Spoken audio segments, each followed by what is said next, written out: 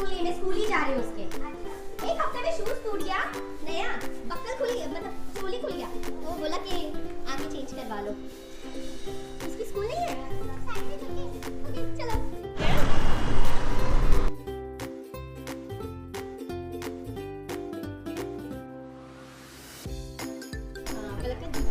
एक ही हफ्ते में खुल गया, तो चेंज करके मिल जा रहा है नया वाला।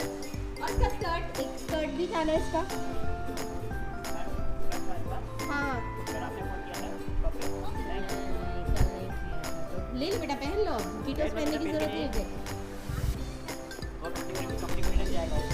अच्छा हाँ, तो फिर एक हफ्ते में आज तक कभी नहीं खुला। जाने बच्चे कब स्कूल जाएंगे और ज़िंदगी कब नॉर्मल होगी।